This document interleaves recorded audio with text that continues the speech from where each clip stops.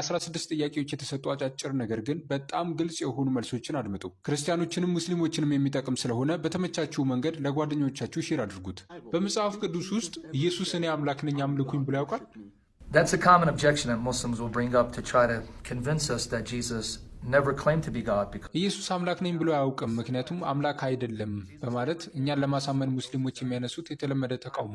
አሁን ቀላሉ መልስ ይሄ ነው። ኢየሱስ ወጥቶ በእነዚህ ትክክለኛ ቃላት እኔ አምላክ ነኝ ወይም አምልኩኝ ብሎ አያውቅም። ይሁን እንጂ የክርስቶስን አምላክነት ውድቅ ለማድረግ ምክንያቱ ይህ ከሆነ ይህ ሙግት በጣም ብዙ ነገር አይተን እንድናረጋግጥ ያደርገናል። ምክንያቱም ሙስሊሞችን ልንጠይቃቸው የምንፈልገው ነገር አለ። ኢየሱስ ክርስቶስ ወይም መሲህ እንደሆነ ታምናላችሁ?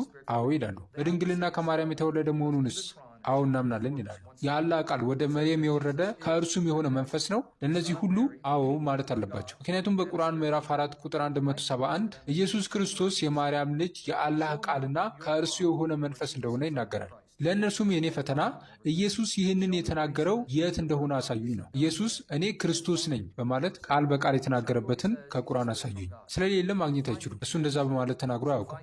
እኔ ወደ መርየም የወረድኩ የአላህ ቃል ነኝ ያለበትን አሳዩኝ። ስለሌለ ማግኘት አይችሉም። እንደዚህ በማለት ተናግሮ አያውቅም። ከአላህ የሆንኩ መንፈስ ነኝ ያለበትን እስኪ ያሳዩኝ። ስላላለን ሊያገኙት አይችሉም። እሱ እንደዛ በማለት ተናግሮ አያውቅም።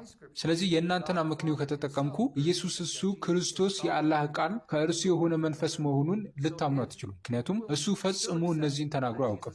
አሁን የትኛው ሙስሊም ነው ያንን አመክንዮ የሚቀበለው? እሱ እንደዛ መናገር የለበትም። አላህ በቁርአን ተናግሯል ይላሉ። እሺ አመሰግናለሁ። በመጽሐፌም ኢየሱስ ሁሉን ቻይ አምላክ የሰማይና የምድር ጌታ እንደሆነ እግዚአብሔር አብ ራሱ እንደመሰከረ ይናገራል። ስለዚህ ኢየሱስ ራሱ ቃል በቃል ባይናገርም እነዚህን ሁሉ ነገሮች መሆኑን ከተቀበላችሁ የኢየሱስን አምላክነት እናንተ እንድትቀበሉ የጠየቃችሁትን እንደተናገረ እንዳናሳያችሁ ለምን ትፈልጋላችሁ? ኢየሱስ ሁሉን ቻይ አምላክ የሰማይና የምድር ፈጣሪ የፍጥረት ሁሉ ሉዓላዊ ጌታ እንደሆነ የእግዚአብሔር አብ ምስክርነት በቂ ሊሆን አይችልም? ይህ በዕብራውያን ምዕራፍ 1 ከቁጥር 8 እስከ 12 ላይ ይገኛል። ስለዚህ ወጥ እንሁን። Thank you.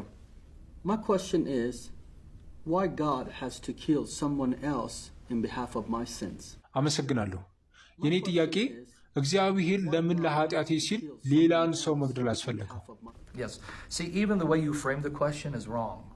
No one said God had to kill someone in order for him to forgive your sins, because that's not what we teach.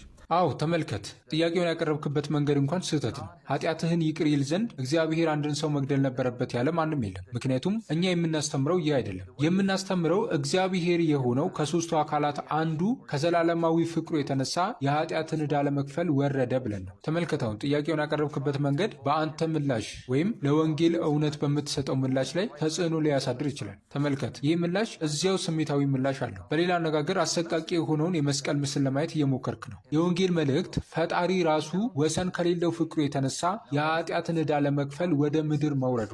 የኃጢአት ደሞዝ ወይም ውጤቱ ምንድን ነው? መጽሐፍ ቅዱስ ኃጢአት የምትሰራ ነፍስ እንደምትሞት በግልጽ ተናግሯል። ትንቢተ ሕዝቅኤል ምዕራፍ 18 ቁጥር 4። እግዚአብሔር የሰው ልጅ ለመዳን በቂ መልካም ነገር ማድረግ እንደማይችል ወይም የኃጢአትን ዕዳ መክፈል እንደማይችል ያውቃል። ምክንያቱም አንድን ኃጢአት ለመክፈል በሞከርክ ቁጥር ሌላ ትሰራለህ። ያ ማለት አሁን በፍጹም ጥሩ ለመሆን የማትችልበትና የኃጢአትን ዕዳ መክፈል የማትችልበት ሁኔታ ውስጥ ገብተሃል ማለት ነው። የኃጢአት ዕዳህን መክፈል የሚችለው እግዚአብሔር ብቻ ነው። ስለዚህ እግዚአብሔር አብ በመረጠው መሰረት ወልድ ወርዶ ሰው በመሆን የኃጢአትን ዕዳ እንዲከፍል ላከው። የኃጢአት ዕዳ ሞት ስለሆነ ወልድ በፈቃዱ ለአንተ ወይም ለአንቺ ሊሞት ሰው መሆኑን መረጠ። ከቁጣው ሊያድናችሁ ከዚያም የመዳንን ስጦታ ሊሰጣችሁ ነው። አሁን ያንን አሰቃቂ ነገር እናስብ ይሆን ወይስ ለእኔና ለእናንተ መዳን ሲባል የተከፈለውን አስደናቂ የፍቅር ትዕይንት ማየት እንችል ይሆን? ይሄ ጥሩ ዜና ይመስለኛል።